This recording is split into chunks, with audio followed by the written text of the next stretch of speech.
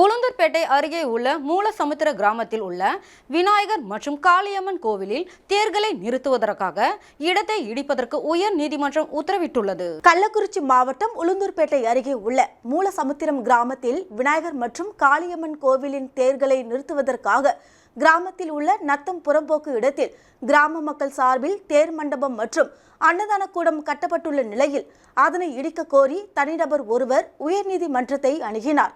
அவர் அளித்த மனுவின் மீது விசாரணை செய்த உயர்நீதிமன்றம் உடனடியாக சம்பந்தப்பட்ட கட்டிடத்தை இடிக்க அரசுக்கு உத்தரவிட்டது.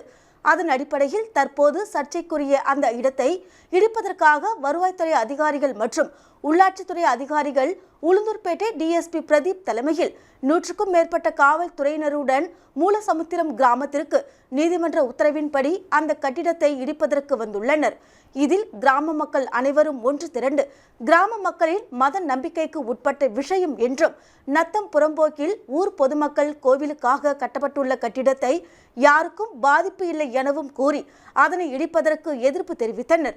மேலும் சர்ச்சைக்குரிய கட்டிடத்தின் வாசலில் அமர்ந்து தங்களது எதிர்ப்பை தெரிவித்தனர்.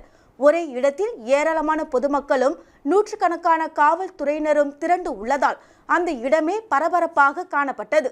இதில் ஒரு சில பெண்களுக்கு சாமி அருள் ஆக்ரோஷத்துடன் எதிர்ப்பு தெரிவித்தனர். அதிகாரிகள் பேச்சுவார்த்தை செய்ததில் 45 நாள் கெடு கொடுக்கப்பட்டுள்ளது.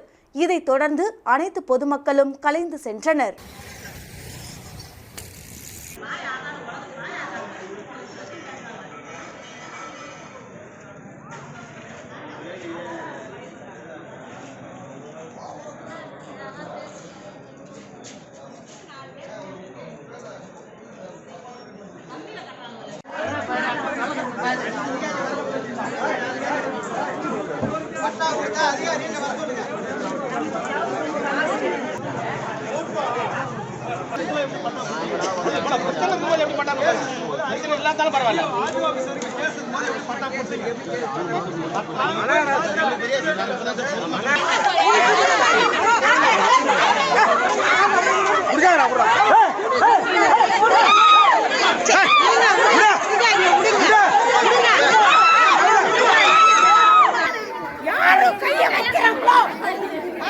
உயிரோட போய் சேர மாட்டாங்க.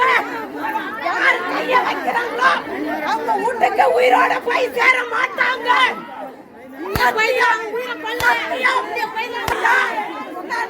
என்னைக்குமே இந்த இடத்துல எல்லையில அடி வைக்க கூடாது.